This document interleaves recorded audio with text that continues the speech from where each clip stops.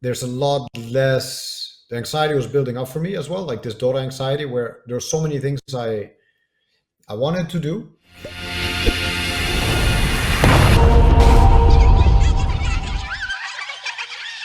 How is all this time for you now that you're like maybe like transitioning slowly to a different part of your place and a different part of your life? How does it feel for you, those memories? Do you remember them being I still a happy, lot of nostalgia, stressed? of course. I mean, there's a lot of nostalgia. There was times when, of course, when life gave you more stuff to deal with, and when things were extra smooth. And I mean, many moments, especially around OG's first success and my first success, real success, like with the Frankfurt major win, the Manila major win. I definitely remember times around those victories being super tranquil, because you also guarantee yourself a TI invite. Like everything is more relaxed. I kind of felt like I had finally also gotten some more simple way to say it, I guess, wins under your belt, something I felt like I worked really hard for and deserved, and so on. But there's also times when it's really stressful, and more so than the other, like through the whole Dota career and through life. Even I would say even after TI9, like the memories after TI9, after having won twice, have been very stressful, very hard, as hard as ever, really. Like with the practice, with the commitment, with the intensity, it didn't become easier to compete after success. It's just competition is always really hard, and with the DPC system later on, and Dota overall, it is a very intense world. It's a super intense world.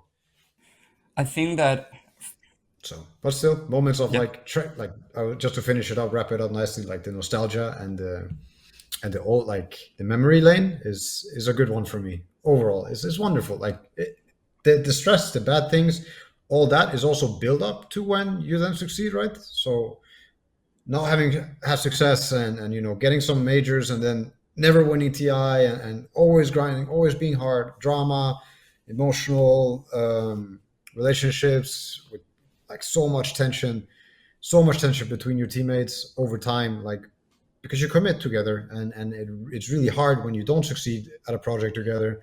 You have to work out so many things. It makes the victory so sweet. So memory lane is definitely overall very good, very nostalgic, very good to be nostalgic. how far away does it feel? Does it feel like it happened just yesterday, or when you look back, it's like, fuck, it's been so long, and a lot has rained since, you know? Yeah, I think about that, and it actually does feel both at times. Funnily enough, it feels like both. It feels like it's been so long, the whole journey and everything. But since I was in it, I don't think I reflected so much on my Fnatic days or TI, like the earlier TIs, like the 5 and 6 and stuff. More, the Dota still feels very close to me because I didn't really stop watching, and never really stopped thinking. Now, whenever I play other games, it's always in relation. It's so much in relation to Dota. I like to play many games, and I like to think that I took from everything I played, from all the small things, like the perspective change you can get from doing something else than Dota can greatly benefit you in Dota. But now, if I play chess, if I play anything, if I play any video game, there's still so much about my Dota brain. It affects it. It influences it. Um, and so that still feels very close. I would say that feels like yesterday. It's been such a big part of your life. I think that one of the one of the things that I have observed with you that I do have in myself in many different ways is that the cause, fighting for the objective, has been in a way the mission of your life. That's been what you sacrifice everything for, and what you woke up every day with a very clear objective. Yeah, the objective at different stages, but in a way we have romanticized the idea of like, okay, as long as I achieve this, then my life will make sense, because everything that I work was to get there. And you made incredible amount of sacrifices. One of them is that you had a life that, even though was extraordinary, was not necessarily normal, but it was extraordinary, don't get me wrong. But now that you are in a way transitioning out of some of those things, you realize how you have specific dynamics that were only okay inside of that competition or high level mode, but there were no other ways to survive them. you couldn't survive your competition and your that. And I don't want to say like, oh, Dota players are different from everybody else, you know? No, we see this with people that are going through med school. We see people that have these very high objectives that it has to be devoted every single second. And suddenly, space. And suddenly, no one telling you what to do. Suddenly, you don't have to wake up in the morning just to do this. How is that, dude? How is that transition for you? It's still transitioning, so to speak. A lot of the routine, part of the routine went out the window with change of, change of pace, change of priorities, change of lifestyle. Like so many things have now changed for me, and so a lot for the better. Like in day-to-day life, mental health. There's a lot less. The anxiety was building up for me as well, like this Dota anxiety, where there's so many things I wanted to do. Don't get me wrong, like I still enjoy the competitive side of Dota. I still enjoy the high level as much as ever, I want to say. But part of the grind, part of like what you have to do to be the best, and for the amount of time a year that you have to actually do it, did not interest me very much.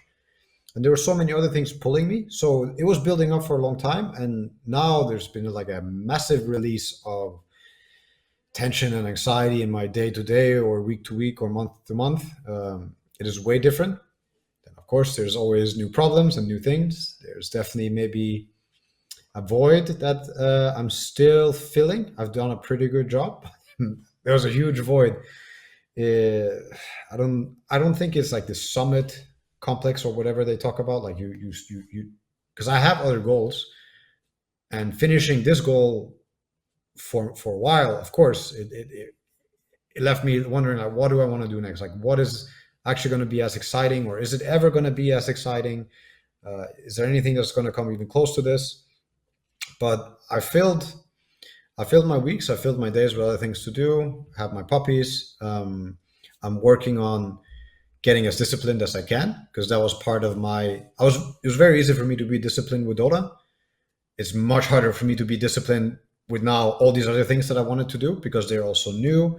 It's intimidating to constantly go into new things and fail when you know that you're so good at something and you've been so good at something, and it's kind of your bread and butter, it's your forte, it's you, it's who you are. Now, every time I do something, it's not who I am.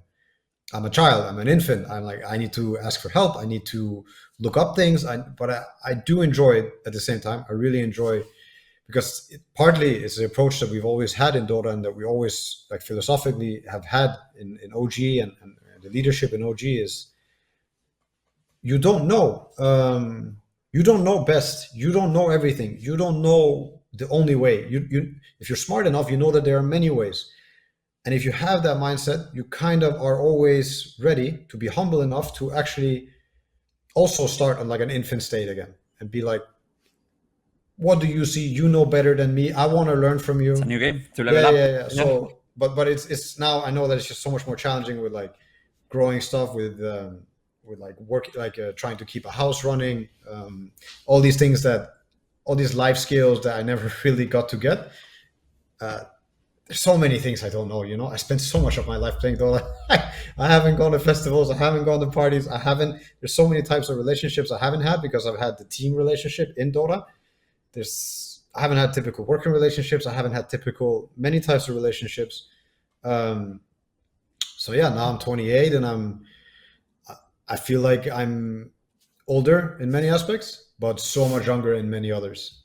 Like, knowledge-wise, maturity-wise. It's a beautiful concept. You're putting it very beautifully. I never really thought about that. It's like, yeah, you haven't had a lot of relationships that we have had just normally through going through life, because you've been in a very unique bubble.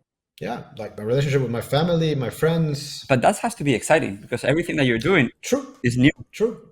Exciting, intimidating, but overall I'm getting a lot of joy out of it, and it's definitely healthy. It makes time feel longer. It makes time feel very fulfilling. That's awesome. I mean, we're seeing right now through